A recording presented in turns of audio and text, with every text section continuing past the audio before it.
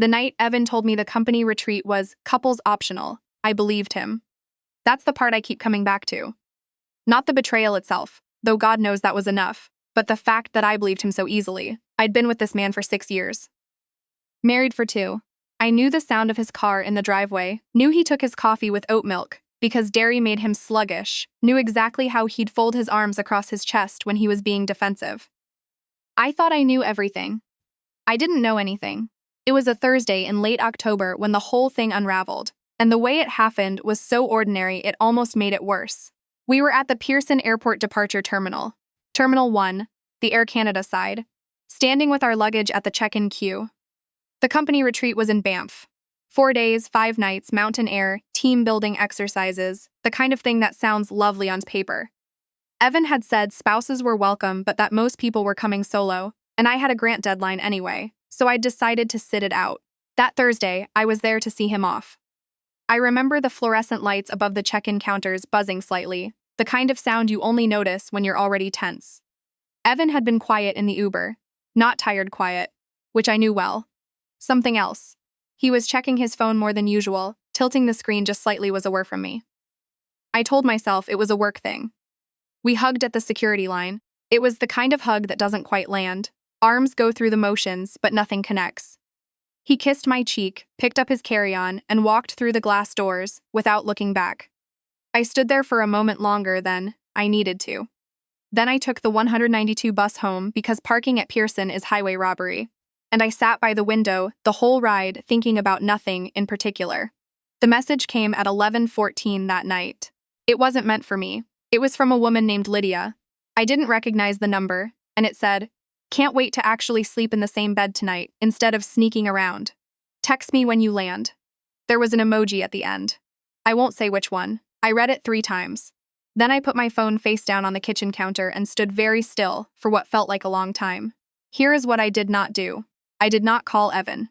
I did not cry. I did not throw anything or pour myself a glass of wine or do any of the things you see people do in movies when they find out. What I did was pick up my phone again, screenshot the message, and then go sit at my desk because my hands needed something to do. I opened my laptop. Evan and I had a joint email account we used for household things, bills, subscriptions, booking contractors. I'd set it up years ago and he'd never really used it much, which meant the password hadn't changed since I created it, and I still had it memorized. I wasn't thinking clearly enough to feel guilty about logging in. I was thinking about the way he'd tilted his phone on the drive to the airport. It took me about 20 minutes to find what I needed. Not because it was hidden well, but because I almost couldn't make myself look. Her name was Lydia Carmichael. She worked in Evan's Vancouver office, a position that had been created about 8 months ago, which was around the same time Evan started traveling more for work. There were emails going back 7 months, some were short, some were not. There were hotel bookings, 2 of them, in Toronto, on weekends when Evan had told me he was at conferences. I pulled up his LinkedIn and found her in 3 seconds. She was younger than me by about 5 years, smiling in her profile photo with the CN Tower blurred out in the background. I closed the laptop. I didn't sleep that night. I lay in bed in the dark and went through every conversation we'd had in the past year, every time he'd been distracted or distant, every excuse I'd accepted without pushing back, and I felt something shift in my chest that I can only describe as the last piece of a puzzle sliding into place. A terrible, ugly puzzle I hadn't known I was solving. By 6 in the morning, I'd made a decision. I wasn't going to confront him by phone. I wasn't going to send a long emotional message that he could screenshot and share with her. I was going to wait. I was going to be methodical. Because if I had learned anything from working in research for 11 years, it is that you do not present your findings before you've finished collecting them. I called in sick to work. My colleague Denise covered for me without asking questions, bless her. The first thing I did was call my bank. Our joint account was exactly that, joint. We'd opened it when we bought the condo in Leslieville, and both our incomes went in, and both our bills came out, and I'd never thought much about it because I trusted him completely. What I didn't know, and what the woman at the TD branch explained to me very carefully and somewhat apologetically, was that either account holder could put a freeze request on withdrawals pending dispute resolution. Evan hadn't done that yet, but I needed to understand exactly what I was working with before he had the chance. I moved my direct deposit to my personal account that same morning. I'd kept it open from before we married. A checking account at Scotiabank that still had my old Waterloo address on file. And it was nearly empty, but that didn't matter. What mattered was that it existed, and it was mine alone. Then I called Sylvia. Sylvia is my older sister, and she is the least dramatic person I know, which is exactly why I called her and not my mother. My mother would have cried. Sylvia listened to the whole thing without interrupting, and when I finished, she said, "Okay. Do you have a family lawyer?" I did not. "I'll send you mine," she said. "His name is Gordon. Don't say anything to Evan until you've talked to him." I met with Gordon that afternoon. His office was in a Victorian row house on Bloor Street, the kind of place with a buzzer and a waiting room that smelled like old wood and photocopier toner. He was a small man in his 60s, with reading glasses on a chain, and the general energy of someone who had heard every version of every story and was not surprised by any of them. I laid eyes out everything I had. The text message, the emails, the hotel bookings, the timeline. Gordon was quiet for a moment, making notes.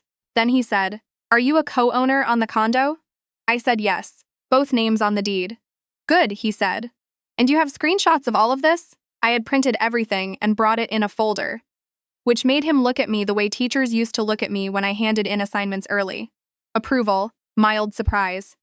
He walked me through what the next steps would look like under Ontario family law. He explained what equalization of net family property meant, how the matrimonial home was treated differently from other assets, what I should and shouldn't say in writing to Evan before we had a clear picture. He also told me something that I hadn't expected, that Evan could not unilaterally freeze or access my personal accounts, even if he found out I had one. That was mine. Separate property I'd brought into the marriage was mine. I drove home feeling, for the first time in 24 hours, like the ground was solid under my feet. Evan called that evening from Banff. He sounded relaxed, slightly windburned, described a hike they'd done that afternoon. I asked questions. I said I missed him. I made my voice do exactly what it needed to do, and I hung up the phone and sat with my back against the kitchen cabinets on the floor for a while. The retreat was 4 days. I used all 4 of them. I made a complete record of our shared finances, joint account balances, RRSP contributions, the mortgage statement, his car loan, everything I could access or find in the filing cabinet we kept in the second bedroom. Gordon had given me a checklist, and I worked through it the way I work through data sets at the office, methodically, without letting myself feel it until I was done. I also, on the second day, called Evan's mother. This might seem strange. Yvonne? Wait, no. I should say, Evan's mother. I'll call her what she's always been to me, which is complicated. She is a woman who loves her son with a thoroughness that doesn't always leave room for objectivity. But she has also always been decent to me, in her way, and more importantly, I knew she didn't know. I could hear it in how she talked about him, the normal, unremarkable way she talked about him. I didn't tell her anything. I called on the pretense of asking about a birthday dinner we'd been planning, listened to her talk for 20 minutes, and when I hung up I knew she was not part of this. That mattered to me. I'm not entirely sure why. Evan came home on a Sunday evening. He had a small souvenir from the Banff gift shop, a little enamel pin of the mountain range, and he set it on the kitchen island and hugged me, and his coat was cold from outside, and he smelled like someone else's shampoo. I said, I was glad he was home. We ate dinner. I'd made a lentil soup from a recipe I'd been meaning to try, and he ate 2 bowls and said it was good, and we talked about his weekend the way you talk about someone else's weekend when you already know the alternate version of it. That night I didn't sleep again, but differently from the first night had been shocks. The first something more deliberate. I lay in the dark and I thought, I have everything I need. I thought, I know what I'm doing. I thought. Monday morning, this starts. Monday morning, I called Gordon and told him I was ready to move forward. He filed the initial paperwork for separation that week. Under Ontario law, you have to be separated for a year before a divorce can be finalized. But legally, the separation begins from the date you establish it. And Gordon advised me to document that date clearly. I wrote an email to Evan from my personal account. Short, factual, no accusation. It said that I was aware of his relationship with Lydia Carmichael, that I had retained legal counsel, and that I would be moving forward with separation proceedings.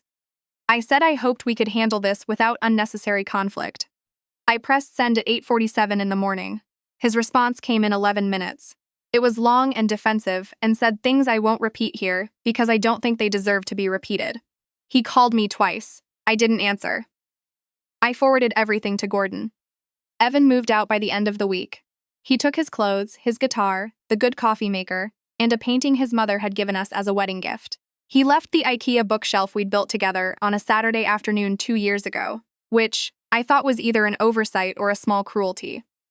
I kept it. The next few months were not easy. I want to be honest about that because I think when you tell a story like this, there's a temptation to skip the difficult middle and jump to the good ending, and that's not fair to anyone who might be sitting in their own difficult middle right now. There were nights when I ate cereal for dinner because I couldn't make myself cook. There were mornings when I looked at our bathroom cabinet. His side cleared out now, just white space where his things used to be, and felt something that I don't have a clean word for. Not grief, exactly. Not regret. More like adjusting to a weight that was gone, which sounds like relief but doesn't always feel like it. My colleague Denise brought me lunch twice without asking if I wanted it. My sister Sylvia called every Sunday. My friend Maureen, who went through something similar 4 years ago and came out the other side, met me for coffee on Queen Street so many times that the baristas started knowing my order. I kept working. I kept running the lake path in the mornings, even in November, when the wind off the water is genuinely punishing. I kept showing up. The mediation process was less dramatic than I had imagined it would be. Gordon had prepared me well. We met in a conference room in a building on Bay Street. Evan, his lawyer, me, Gordon, and a mediator named Anne who spoke in a way that was calm, almost to the point of being sedating. Evan wanted to keep the condo. He offered to buy out my share, and the number he put forward was below what Gordon had assessed as fair market value for my portion. I said no. His lawyer pushed back. Gordon laid out the equalization calculation under the Family Law Act, line by line, and the number Evan's lawyer had proposed quietly evaporated. In the end, I kept the condo. Evan was bought out at the assessed value. The joint accounts were divided according to what each of us had contributed. My RRSP was mine. His car loan stayed with him.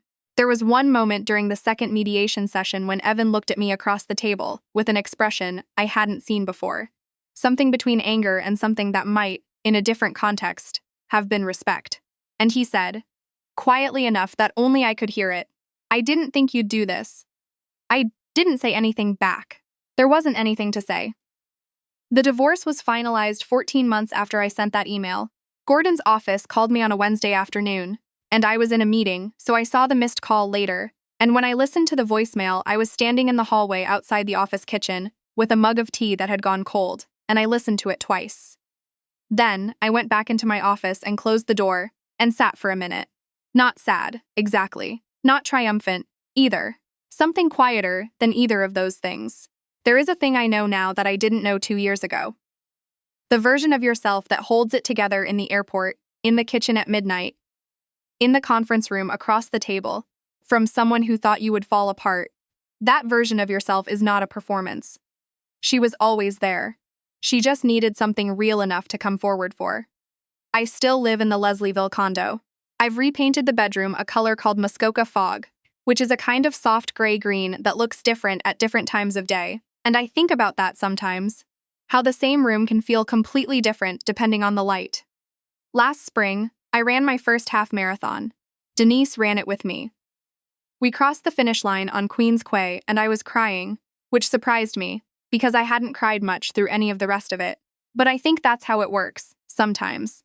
You hold it together through the part that requires it, and then later, in some ordinary moment on a Tuesday or a Sunday, or a bright April morning by the lake, something in you decides it's finally safe to let go. I'm glad I waited for that morning.